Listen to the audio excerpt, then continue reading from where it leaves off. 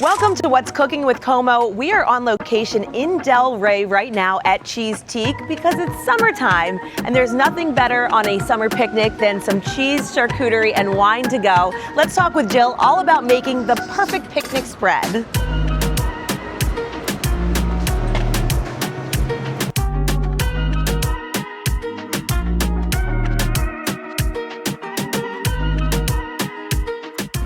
Okay. We are joining Jill. She is the owner of this beautiful cheese shop and restaurant. And Jill, you know all the good details to make the perfect cheese and charcuterie spread, so I couldn't be in better company. Thank you very much. I hope I do not let you down. Oh, I can tell by what you have selected that you will not let me down. Now, building a cheese and charcuterie spread to take on a picnic is a lot different than something you're going to present when you're hosting right at your own home kitchen. So talk to me about some of the staple items that are easy to pack. Absolutely. So the first and foremost, whenever I'm designing any board, I try and think about the seasonality. Yes. What's going on right now, and how can I make the board reflect that just a little bit. You don't want to go over the top, but it's nice to reflect seasonal trends. For sure. So we've selected a few cheeses here that are very seasonally appropriate. We've selected some wonderful salami and some great accompaniments that are going to bring it all together, and it's going to feel like summertime, and it's going to be incredibly delicious, and it's going to travel really well. And we have good tips to help you pack all of these beautiful items as well. Yes. So let's start with the cheeses and get them onto their home on the board. Onto the board. Okay, so we've got, well, I want to call it 4 cheeses actually. The first cheese here, this is from England. Ooh, yeah, so this is a beautiful cheese called Cotswold. And Cotswold is, think of it like a cheddar, but it has chives in it, which I think is just such a cool kind of, I don't know, a little bit of a summery kind of vibe. Adds a little something extra. It does, and it's a beautiful color. It feels very bright and poppy. It's just really lovely. So I'm going to place this. I tend to put my cheeses around the outside of the board. Great tip. And I want them to be very accessible. So for instance, when we're going to place this cheese here, I'm not going to place it like that. Okay. Right? Because if I'm coming at this as a guest, I don't even know You're how going to get the back rind of it. attack that. Yeah. And you'd be surprised how many people put that on there like that. Instead, we're going to put it facing outward toward our guests. So it's very clear how to access this cheese.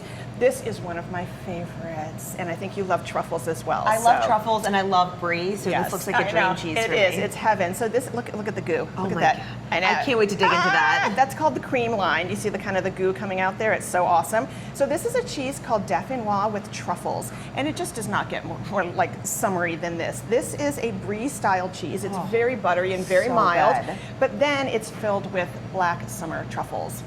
I know. I have not eaten yet, and that looks so good. Yes. I can't wait to dig in a little Yeah, we bit. can munch on these a little bit later. So our third cheese is a beautiful representation of summer. This is actually an Italian sheep's milk cheese, and these funky little green veins you see running through this are basil pesto. I know, That's right? perfect for the warm months. It's so cool. So basil is like the ultimate summertime herb, obviously. Absolutely. And this is a nice contrast in texture. So when we're building a board of any kind, we always want to make sure that we're getting beautiful textures and beautiful color contrast. So as we zip around this board, we can see how lovely they all look Even together. the placement of the cheese with them facing out is just such a great tip. Yeah, it makes all the difference in the world. And last but not least, I could not resist this one. It was just too fun. This is a beautiful locally made cheese from Loudoun County, Virginia. Very nice. This is 100% cow's milk, and it's really creamy, almost like a soft, like a cream cheese, and it's filled with fresh peaches. Oh, that's so I know, nice for right? summertime. So for summer, it just does not get more summery than peaches and basil and chives and truffles. So we're embodying the season somewhat with the cheeses that we have selected. And I like the 4 cheese option because Yes. that just completes the wheel perfectly. It completes the wheel, and importantly, it gives everybody something that they're going to like. Exactly. Okay, so you want to make sure there's lots of approachable choices, and everyone is happy with at least 1 or 2 of the items that you have. And there's nothing too outside the box there. No. So that's yeah, really don't go nice. crazy. Yeah. You know, when you're entertaining, this is not the unless you're having, you know, a really exotic supper club coming over. This Like is a wine tasting event with people that you know are cheese enthusiasts. Right. That's not the time to like freak people out. You want cheeses that are approachable and delicious, and there are so many in that category, so there's no reason to have to. I look at the display back Yes. here, and you guys can help when people come in. If you tell someone tells you I love a mild cheese, you can help them select. Absolutely. We can go on your ideas, we can make recommendations to you. And I mean, this is just the tip of the iceberg. There are so many thousands of cheeses in the world. We are bound to find something that everyone will love. Absolutely. So the next component here is the meat. And we talked about the importance of being able to travel with our components here. what do you notice about our salami here? It is pre-sliced. It is pre-sliced. How amazing is that? Pre-sliced. So please do not do this to yourselves where you get to where you're going and you've got to like hack into like a big salami or a baguette or something. You shouldn't have to be cutting and portioning anything when you get where you're going. You literally want to just place everything on your board. You don't want to have to do any of the work once you get to your picnic location. You want it all to be wrapped. You want it to be put in big Ziploc bags by category. So you would have your cheeses wrapped in your saran wrap because you're traveling with them quickly. And put them in a bag. Put them in a Ziploc bag, a big one. Zip. You want to have all of your fruits each in their own little Ziploc bag. Zip. Easy. And then the best thing about that is after you're finished eating, those Ziploc bags become containers for leftovers, and importantly for trash, because we never want to leave trash where we are eating.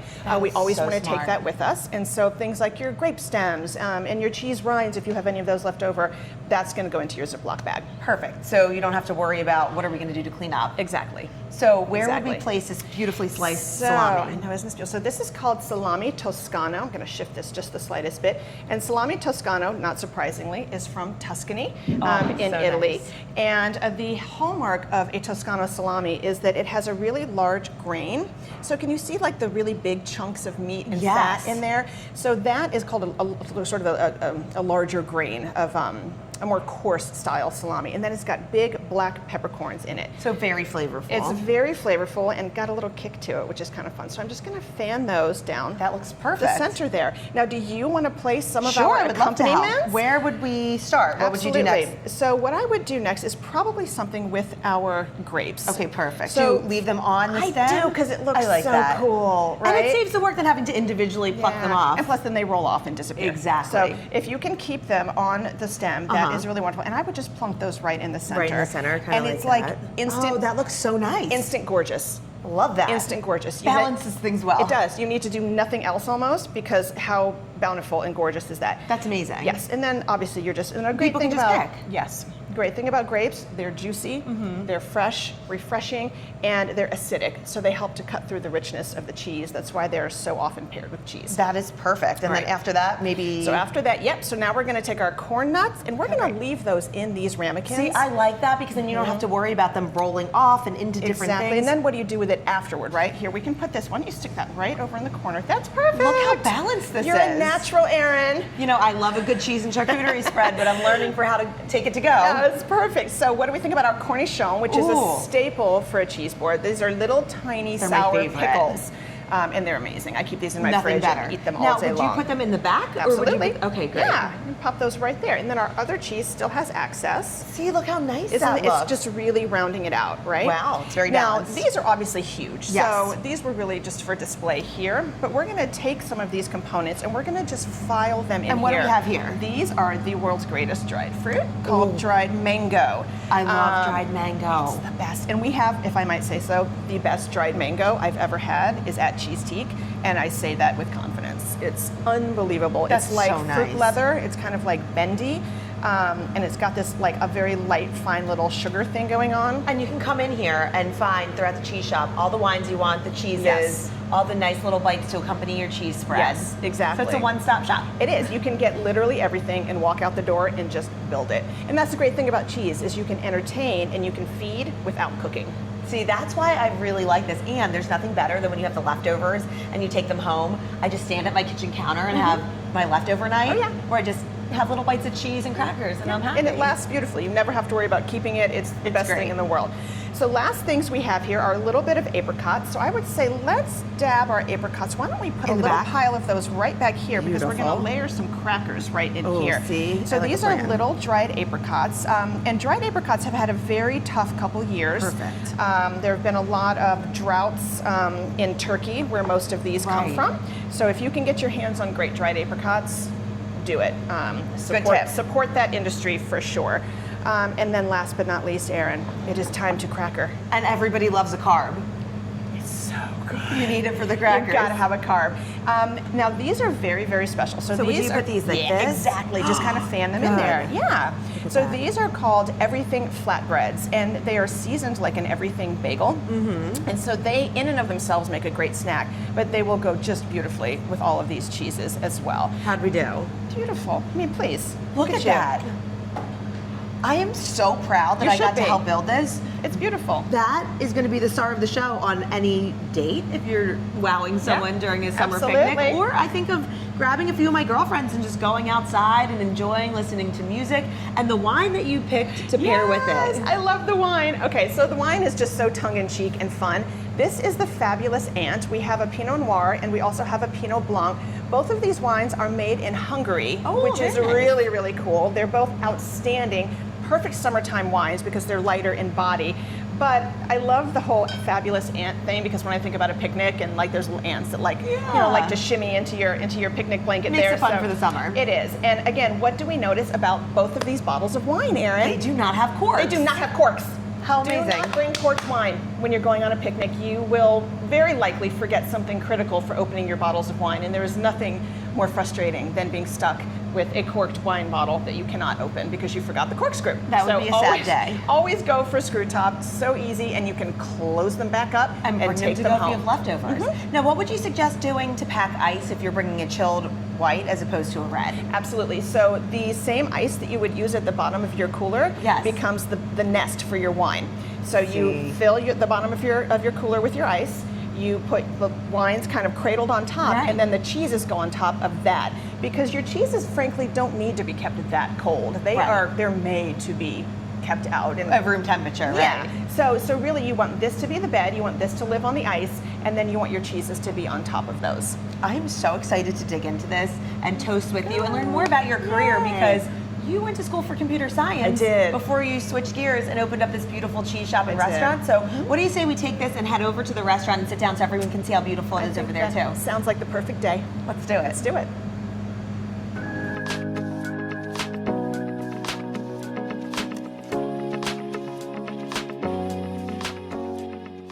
Now that we have our cheese and charcuterie spread set up, we're ready to toast with some sparkling rosé because this is the perfect summertime beverage in my opinion. It is indeed. Cheers to Thank you, Jill. And cheers to you. I love looking around the restaurant. That's a newer addition to the cheese shop that you originally started with. But I want to get back to the beginning because you went to school for computer science. I did. Moved to Northern Virginia for a completely different career track before cheese became your passion. That is true. As a career, I should say, because I think you were always passionate about cheese. I was. It's been a funny road. So yes, I majored in computer science in school, and when I graduated, I got my first job out of college was here in Northern Virginia for a software company. And so I Amazing. went to work there. I did software development and then software development management, and I did that for a few years, and it was awesome. I loved it. I worked for a startup. It was super cool. But that was the year after I was there for a few years was 2001. 2001. Okay, great. Yes, I almost said 2021. So 2001, which was the dot-com bubble burst. Oh, yeah. Yes, so that was like a big, crazy moment for software development. And the company that I worked for closed. And so I was like without a job, basically. I was just about to get married, and I thought, what am I going to do next? I don't know what to do. What do I want to do? What do I want to do? And I thought, well, this is a great opportunity to just refresh in all sorts of different ways, and what might I want to try? So at that time, my brother-in-law owned, it still does, owned a food importation company. It's amazing. Yes, it was based in the Bronx, and he was expanding down to DC. And he said, hey, why don't you come work for me? You can work with chefs, you can teach them about food, and you've never done direct sales, it'll help you in anything you ever do. Come work for me. And I was like, okay, that sounds great. Yeah, it sounds fun. Yes. So I went to work for him, and I worked with chefs in DC, and I sold them everything from flour and sugar to cheese and charcuterie, you name it, all sorts of things. So you really learned the business from the ground up. That's really the key, right? So I always liked cheese and I liked wine, right? And I liked hosting. Yeah, I liked doing all of those things. I never understood how those things could be parlayed into a business. Right.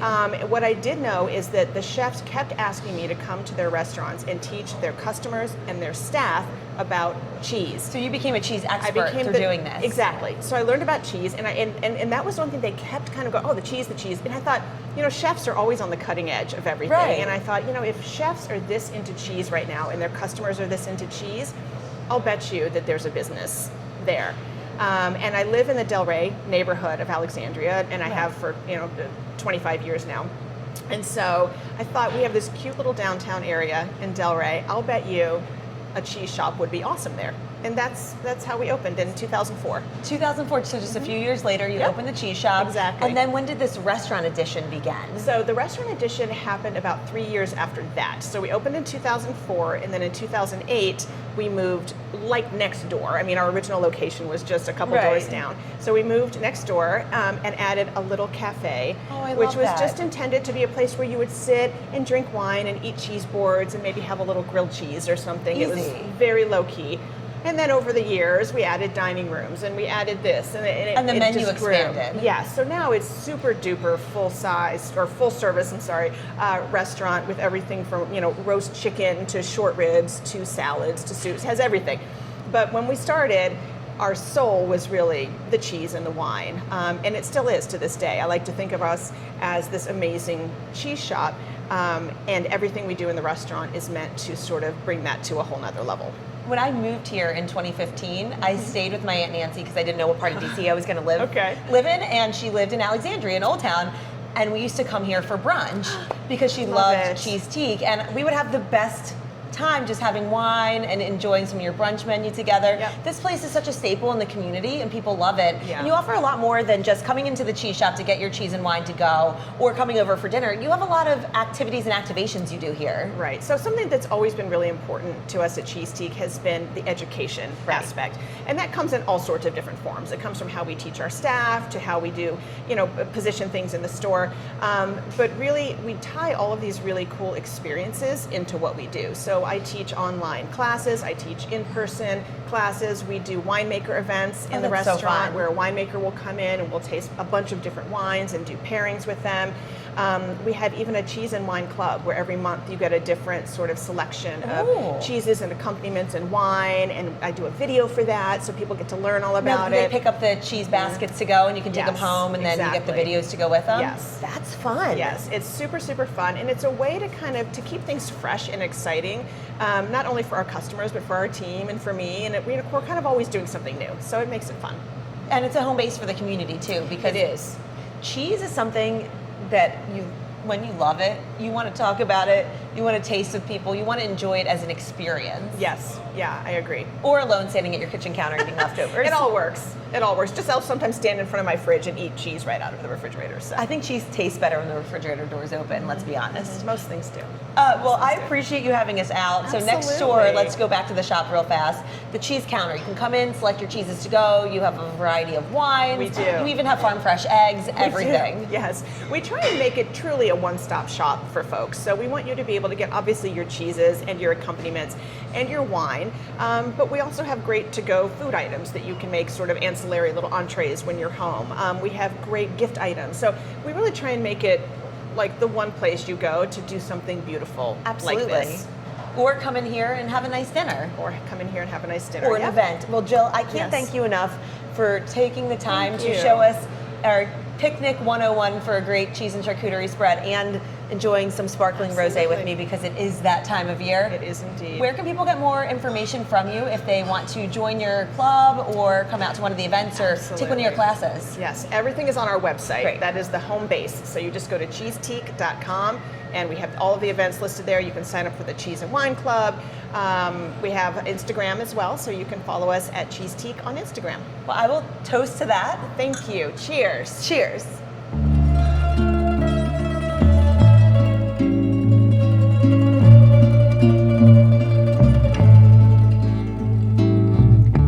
Thanks so much for tuning in to the What's Cooking with Como podcast. For more information, visit cookingwithcomo.com.